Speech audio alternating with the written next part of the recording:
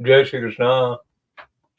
श्री कृष्ण शरणम मम, श्री कृष्ण शरणम मम, श्री कृष्ण शरणम मम। कृष्णाय वासुदेवाय हरे परमात्मने प्रणत क्लेश नाशाय गोविंदाय नमो नमः।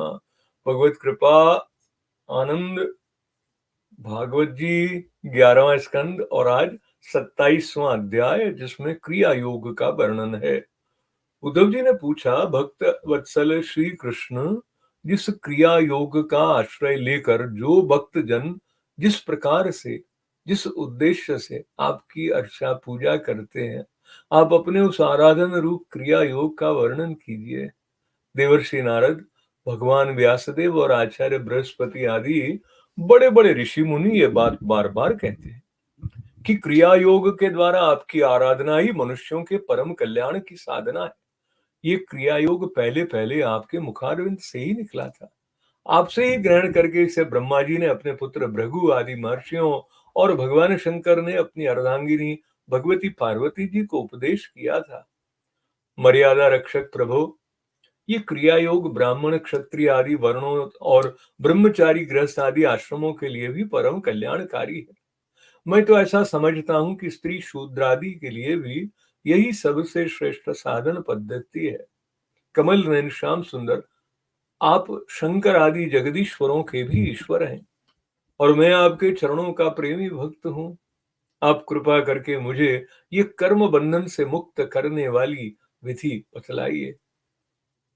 भगवान श्री कृष्ण ने कहा, उद्धव जी, कर्म कांड का इतना विस्तार है कि उसकी कोई सीमा नहीं है, इसलिए मैं उसे थोड़े में ही पूर्वापर क्रम से विधि पूर्वक वर्णन करता हूँ। मेरी पूजा की 3 विधियां हैं, वैदिक, तांत्रिक और मिश्रित। इन तीनों में से मेरे भक्त को जो अपने अनुकूल जान पड़े उसी विधि से मेरी आराधना करनी चाहिए। पहले अपने अधिकारानुसार शास्त्रोक्त विधि से समय पर यज्ञोपवीत संस्कार के द्वारा संस्कृत होकर द्विजत्व प्राप्त करे। फिर श्रद्धा और भक्ति के साथ वो किस प्रकार मेरी पूजा करे, इसकी विधि तुम मुझसे सुनो। भक्ति पूर्वक निष्कपट भाव से अपने पिता एवं गुरु रूप मुझ परमात्मा का पूजा की सामग्रियों के द्वारा मूर्ति में, वेदी में, अग्नि में, सूर्य में, जल में, हृदय में अथवा ब्राह्मण में, चाहे किसी में भी आराधना करे। उपासक को चाहिए कि प्रातःकाल दंतवन करके पहले शरीर शुद्धि के लिए स्नान करे और फिर वैदिक और तांत्रिक दोनों प्रकार के मंत्रों से मिट्टी और भस्म आदि का लेप करके पुनः स्नान करे। इसके पश्चात वेदोक्त संध्या वंदन आदि नित्य कर्म करने चाहिए। उसके बाद मेरी आराधना का ही सुदृढ़ संकल्प करके वैदिक और तांत्रिक विधियों से कर्म बंधनों से छुड़ाने वाली मेरी पूजा करे।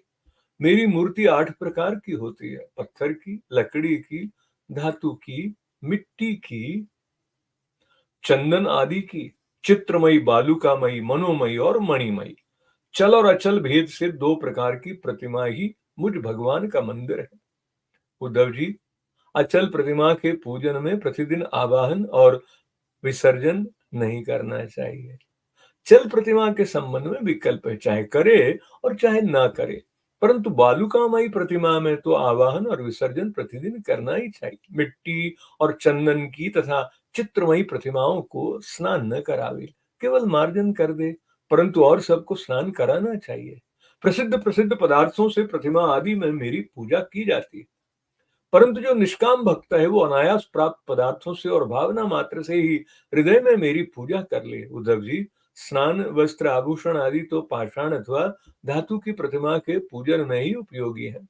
बालुकामयी मूर्ति अथवा मिट्टी की वेदी में पूजा करनी हो तो उसमें मंत्रों के द्वारा अंग और उसके प्रधान देवताओं की यथास्थान पूजा करनी चाहिए, तथा अग्नि में पूजा करनी हो तो घृत मिश्रित हवन सामग्रियों से आहुति देनी चाहिए। सूर्य को प्रतीक मानकर की जाने वाली उपासना में मुख्यतः अर्घ्यदान एवं उपस्थान ही प्रिय है, और जल में तर्पण आदि से मेरी उपासना करनी चाहिए। जब मुझे कोई भक्त हार्दिक श्रद्धा से जल भी चढ़ाता है, तब मैं उसे बड़े प्रेम से स्वीकार करता हूँ। यदि कोई अभक्त मुझे बहुत सी सामग्री निवेदन करे तो भी मैं उससे संतुष्ट नहीं होता। जब मैं भक्ति श्रद्धा पूर्वक समर्पित जल से ही प्रसन्न हो जाता हूँ, तब गंध, पुष्प, धूप, दीप और नैवेद्य आदि वस्तुओं के समर्पण से तो कहना ही क्या है। उपासक पहले पूजा की सामग्री इकट्ठी कर ले, फिर इस प्रकार कुश बिछाए कि उनके अगले भाग पूर्व की ओर रहें। तदंतर पूर्व या उत्तर की ओर मुंह करके पवित्रता से उन कुशों के आसन पर बैठ जाए। यदि प्रतिमा अचल हो तो उसके सामने ही बैठना चाहिए। इसके बाद पूजा कार्य प्रारंभ करे। पहले विधि पूर्वक अंगन्यास और करन्यास कर ले। इसके बाद मूर्ति में मंत्र न्यास करे और हाथ से प्रतिमा पर से पूर्व समर्पित सामग्री हटाकर उसे पोंछ दे। इसके बाद जल से भरे हुए कलश अथवा और प्रोक्षण मात्र आदि की पूजा गंध, पुष्प आदि से करे।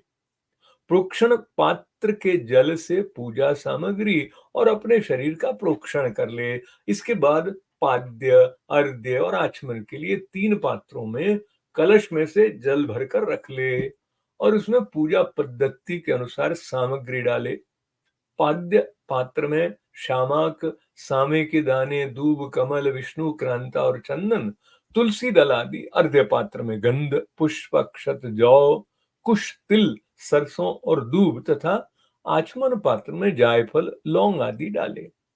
इसके बाद पूजा करने वाले को चाहिए कि तीनों पात्रों को क्रमशः हृदय मंत्र, शिरो मंत्र और शिखा मंत्र से अभिमंत्रित करके अंत में गायत्री मंत्र से तीनों को अभिमंत्रित करे। इसके बाद प्राणायाम के द्वारा प्राणवायु और भावनाओं द्वारा शरीरस्थ अग्नि के शुद्ध हो जाने पर हृदय कमल में परम सूक्ष्म और श्रेष्ठ दीप शिखा के समान मेरी जीव कला का ध्यान करे। बड़े बड़े सिद्ध मुनि ओंकार के आकार, उकार, मकार, बिंदु और नाद, इन 5 कलाओं के अंत में उस जीव कला का ध्यान करते हैं। वो जीव कला आत्म स्वरूपिणी है। जब उसके तेज से सारा अंतःकरण और शरीर भर जाए तब मानसिक उपचारों से मन ही मन उसकी पूजा करनी चाहिए। तदंतर तन्मय होकर मेरा आह्वान करे और प्रतिमा आदि में स्थापना करे। फिर मंत्रों के द्वारा अंगन्यास करके उसमें मेरी पूजा करे। उद्धव जी मेरे आसन में धर्म आदि गुणों और विमला आदि शक्तियों की भावना करे। अर्थात आसन के चारों कोनों में धर्म, ज्ञान, वैराग्य और ऐश्वर्य रूप 4 पाए हैं। अधर्म, अज्ञान, अवैराग्य और अनैश्वर्य ये चारों दिशाओं में डंडे हैं। सत्व, रज, तम रूप 3 पटरियों की बनी हुई पीठ है।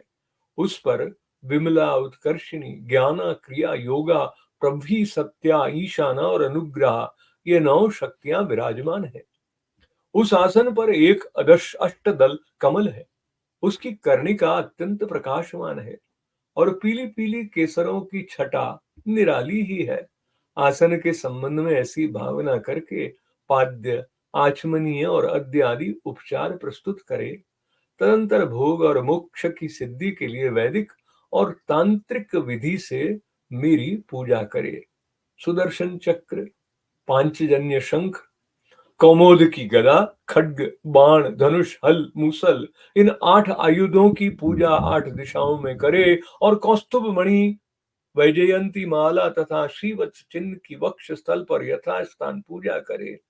नंद, सुनंद, प्रचंड, चंड, महाबल, बल, कुमुद, कुमुदेक्षण इन 8 पार्षदों की 8 दिशाओं में गरुड़ की सामने, दुर्गा, विनायक, व्यास और विश्वक्सेन की चारों कोनों में स्थापना करके पूजन करे।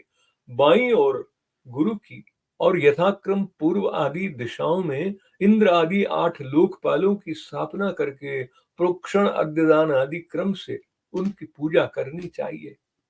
प्रिय उद्धव, यदि सामर्थ्य हो तो प्रतिदिन चंदन, खस, कपूर, केसर और अर्गजा आदि सुगंधित वस्तुओं द्वारा सुवासित जल से मुझे स्नान कराए और उस समय स्वर्ण धर्म इत्यादि स्वर्ण धर्मानुवाक, जितम ते पुंडरी अक्ष इत्यादि महापुरुष विद्या, सहस्त्र शीर्षा पुरुष इत्यादि पुरुष सूक्त और इंद्रम नरो नियमदिता हमंत इत्यादि मंत्रोक्त राजनादि साम गायन का पाठ भी करता रहे। मेरा भक्त वस्त्र, यज्ञोपवीत, आभूषण, पत्र, माला, गंध और चंदन आदि से प्रेम पूर्वक यथावत मेरा श्रृंगार करे। उपासक श्रद्धा के साथ मुझे पाद्य, आचमन, चंदन, पुष्प, अक्षत, धूप, दीप आदि सामग्रियां समर्पित करे। यदि हो सके तो गुड़, खीर, घृत, पूरी, पुए, लड्डू, हलवा, दही और दाल आदि विविध व्यंजनों का नैवेद्य लगाए। भगवान के विग्रह को दत्तवन कराए, उटन लगाए, पंचामृत आदि से स्नान कराए, सुगंधित पदार्थों का लेप करे, दर्पण दिखाए, भोग लगाए और शक्ति हो तो प्रतिदिन अथवा पर्वों के अवसर पर नाचने गाने आदि का प्रबंध भी करे। उद्धव जी, तदंतर पूजा के बाद शास्त्रोक्त विधि से बने हुए कुंड में अग्नि की स्थापना करे। वो कुंड मेखला, गर्त और वेदी से शोभायमान हो। उसमें हाथ की हवा से अग्नि प्रज्वलित करके उसका परिसंवन करे, अर्थात उसे एकत्र कर दे। वेदी के चारों ओर कुश कुंडिका करके, अर्थात चारों ओर 20-20 कुश बिछाकर मंत्र पढ़ता हुआ उन पर जल छिड़के। इसके बाद विधि पूर्वक समिधाओं का आधान रूप अन्वाधान कर्म करके अग्नि के उत्तर भाग में होमोपयोगी सामग्री रखे और प्रोक्षणी पात्र के जल से प्रोक्षण करे। तदंतर अग्नि में मेरा इस प्रकार ध्यान करे। मेरी मूर्ति तपाए हुए सोने के समान दम दम दमक रही है। रोम रोम से शांति की वर्षा हो रही है। लंबी और विशाल 4 भुजाएं शोभायमान हैं। उनमें शंख, चक्र, गदा, पद्म विराजमान है। कमल की केसर के समान पीला पीला वस्त्र फहरा रहा है। सिर पर मुकुट, कलाइयों में कंगन, कमर में करधनी और बाहों में बाजूबंद झिलमिला रहे हैं। वक्षस्थल पर श्रीवत्स का चिन्ह है। गले में कौस्तुभ मणि जगमगा रही है। घुटनों तक वनमाला लटक रही है। अग्नि में मेरी इस मूर्ति का ध्यान करके पूजा करनी चाहिए। इसके बाद सूखी संविदाओं को घृत में डुबोकर आहुति दे और आज्य भाग और आधार नामक 2-2 आहुतियों से और भी हवन करे। तदंतर घी से भिगोकर अन्य हवन सामग्रियों से आहुति दे। इसके बाद अपने इष्ट मंत्र से अथवा ओम नमो नारायणाय इस अष्टाक्षर मंत्र से तथा पुरुष सूक्त के 16 मंत्रों से हवन करे। बुद्धिमान पुरुष को चाहिए कि धर्म आदि देवताओं के लिए भी विधि पूर्वक मंत्रों से हवन करे और स्विष्ट कृत आहुति भी दे। इस प्रकार अग्नि में अंतर्यामी रूप से स्थित भगवान की पूजा करके उन्हें नमस्कार करे और नंद सुनंद आदि पार्षदों को 8 दिशाओं में हवन कर्मांग बलि दे। तदंतर प्रतिमा के सम्मुख बैठकर पर ब्रह्म स्वरूप भगवान नारायण का स्मरण करे और भगवत स्वरूप मूल मंत्र ओम नमो नारायणाय, ओम नमो नारायणाय, ओम नमो नारायणाय का जप करे। इसके बाद भगवान को आचमन करावे और उनका प्रसाद विश्वक्सेन को निवेदन करे। इसके पश्चात इष्ट देव की सेवा में सुगंधित तांबूल आदि मुखवास उपस्थित करे तथा पुष्पांजलि समर्पित करे। मेरी लीलाओं को गावे, उनका वर्णन करे और मेरी ही लीलाओं का अभिनय करे। ये सब करते समय प्रेमोन्मत्त होकर नाचने लगे। मेरी लीला कथाएं स्वयं सुने और दूसरों को सुनावे। कुछ समय तक संसार और उसके रगड़ों झगड़ों को भूलकर मुझ में ही तन्मय हो जाए। प्राचीन ऋषियों के द्वारा अथवा प्राकृत भक्तों के द्वारा बनाए हुए छोटे बड़े स्तव और स्तोत्रों से मेरी स्तुति करके प्रार्थना करे। भगवान, आप मुझ पर प्रसन्न हो, मुझे अपने कृपा प्रसाद से सराबोर कर दें। तदंतर दंडवत प्रणाम करे, अपना सिर मेरे चरणों पर रख दे और अपने दोनों हाथों से दाएं से दाहिना और बाएं से बाएं चरण पकड़कर कहे, भगवान, इस संसार सागर में डूब रहा हूं। मृत्यु रूप मगर मेरा पीछा कर रहा है। मैं डर कर आपकी शरण में आया हूं। प्रभु, आप मेरी रक्षा कीजिए। इस प्रकार स्तुति करके मुझे समर्पित की हुई माला आदर के साथ अपने सिर पर रखे और उसे मेरा दिया हुआ प्रसाद समझे। यदि विसर्जन करना हो तो ऐसी भावना करनी चाहिए कि प्रतिमा में से एक दिव्य ज्योति निकली है और वह मेरे हृदयस्थ ज्योति में लीन हो गई है। बस यही विसर्जन है। उद्धव जी, प्रतिमा आदि में जब जहां श्रद्धा हो तब तहां मेरी पूजा करनी चाहिए, क्योंकि मैं सर्वात्मा हूं और समस्त प्राणियों में तथा अपने हृदय में भी स्थित हूं। उद्धव जी, जो मनुष्य इस प्रकार वैदिक तांत्रिक क्रिया योग के द्वारा मेरी पूजा करता है, वो इस लोक और परलोक में मुझसे अभिष्ट सिद्धि प्राप्त करता है। यदि शक्ति हो तो उपासक सुंदर और सुदृढ़ मंदिर बनवाए और उसमें मेरी प्रतिमा स्थापित करे, सुंदर सुंदर फूलों के बगीचे लगवा दे, नित्य की पूजा, पर्व की यात्रा और बड़े बड़े उत्सवों की व्यवस्था कर दे। जो मनुष्य पर्वों के उत्सव और प्रतिदिन की पूजा लगातार चलने के लिए खेत, बाजार, नगर अथवा गांव मेरे नाम पर समर्पित कर देते हैं, उन्हें मेरे समान ऐश्वर्य की प्राप्ति होती है। मेरी मूर्ति की प्रतिष्ठा करने से पृथ्वी का एक छत्र राज्य, मंदिर निर्माण से त्रिलोकी का राज्य, पूजा आदि की व्यवस्था करने से ब्रह्मलोक और तीनों के द्वारा मेरी समानता प्राप्त होती है। जो निष्काम भाव से मेरी पूजा करता है उसे मेरा भक्ति योग प्राप्त हो जाता है, और उस निरपेक्ष भक्ति योग के द्वारा वो स्वयं मुझे प्राप्त कर लेता है। जो अपनी दी हुई अथवा दूसरों की दी हुई देवता और ब्राह्मण की जीविका हरण के लिए कर लेता है, वो करोड़ों वर्षों तक विष्ठा का कीड़ा होता है। जो लोग ऐसे कामों में सहायता, प्रेरणा अथवा अनुमोदन करते हैं, वे भी मरने के बाद प्राप्त करने वाले के समान ही फल के भागीदार होते हैं। यदि उनका अधिक हाथ रहा तो फल भी उन्हें अधिक ही मिलता है। इति श्रीमद्भागवते महापुराणे पारमहंस्यां संहितायां एकादश स्कंदे सप्तविंशो अध्यायः। हरि ओम तत्सत्। कृष्णाय वासुदेवाय हरये परमात्मने प्रणत क्लेशनाशाय गोविंदाय नमो नमः। श्री कृष्णार्पणमस्तु। अब यह 27वां अध्याय संस्कृत भाषा में भगवत कृपा से। अथ सप्तविंशोऽध्यायः। उद्धव उवाच क्रियायोगं समाचक्ष्व भगवदाराधनं प्रभो यस्मात् त्वां ये यथार्चन्ते सात्वता सात्वतर्षभ एतद्वदन्ति मुनयो मूर्ध्नि नृणाम् नारदो भगवान् व्यास आचार्योऽङ्गी दशसुतः निःसृतं ते मुखाम्भोजान् यदाह भगवान् जः पुत्रेभ्यो भृगुमुखेभ्यो दिव्ये च भगवान् भवः एतद्वे सर्ववर्णानामाशमाणां च सम्मतं श्रेयसामुत्तमं मन्ये श्रीशूद्राणां च मानद एतत् कमलपत्राक्ष कर्मबन्धविमोचनं भक्ताय चानुरक्ताय ब्रूहि विश्वेश्वरेश्वर।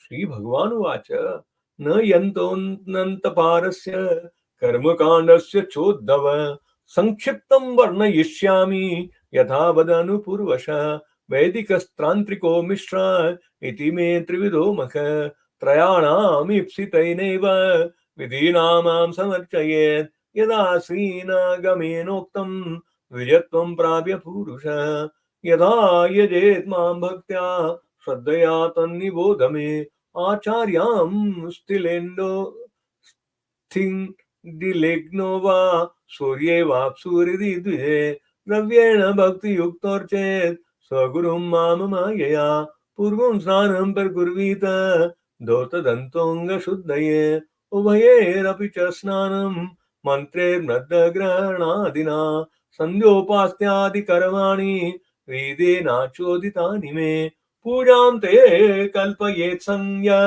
संकल्प कर्म पावनीं शैलीदारुमयी लोही लेप्या लेख्या च सैकती मनोमयी मणिमयी प्रतिमाश विधा स्मृता चला चलेति द्विविधा प्रतिष्ठा जीव मंदिरम उद्वासा वहनेत्नस्तः स्थिरायामुद्दवार्चने अस्थिरायां विकल्पस्यात् स्थण्डिले तु भवेद्वयम् स्नपनं त्वविलेप्याया मन्यत्र परिमार्जनम् द्रव्ये प्रसिद्धेर्मद्याग प्रतिमादिष्वमायिनः भक्तस्य च यथा लिब्धिर्प्रतिभावेन चैव हि स्नानालङ्करणं प्रेष्ठम् अर्चयामेव तद्वः स्थिन्दिले तत्त्वविन्यासो वह्नाभाज्यप्लुतं हविः सूर्ये चाभ्यर्हणं प्रेष्ठं सलिले सलिलादिभिः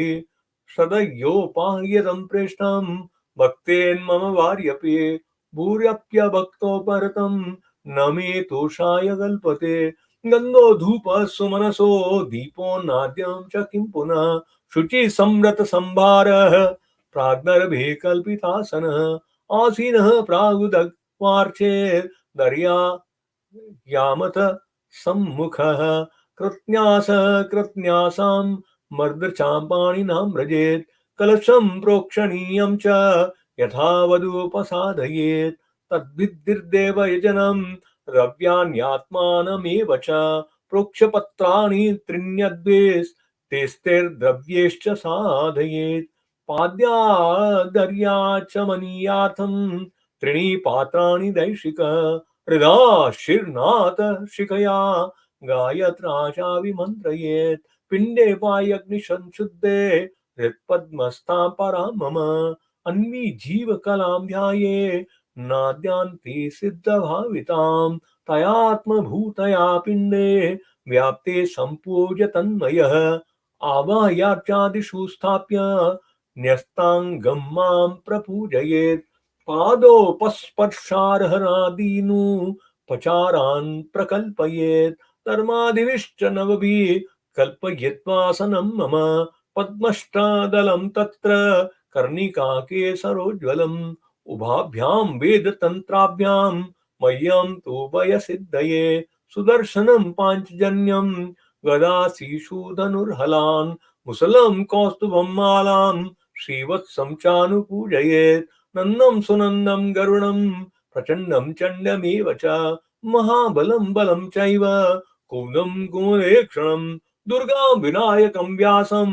विश्वक्सेनं गुरुन् सुरान् स्वे स्वे स्थाने त्वभिमुखान् पूजयेत् प्रोक्षणादिभिः चन्दनो क्षीरकर्पूर कुङ्कुमा गुरुवासितेः सलिले स्नापयेन्मन्त्रेर्नित्यदा विभवे सति स्वर्णधर्मानुवाकेन महापुरुषविद्यया पौरुषेणापि सूक्तेन सामभिराजनादिभिः वस्त्रोपवीताभरण पत्र सगन्धलेपनेः अलङ्कुर्वीत सप्रेम मद्भक्तो मां यथोचितं पाद्यमाचमनीयं च गन्धं सुमनसोक्षतान् धूपदीपोपहार्याणि दद्यान्मि श्रद्धयार्चकः गुडपाय ससर्पिर्षिं शष्कुल्या पुपमोदकान् संयावधि सुम्पाश्नैवेद्यं सति कल्पयेत् अभ्यङ्गोन्मर्दनादर्शन् दन्तधावाभिषेचनम्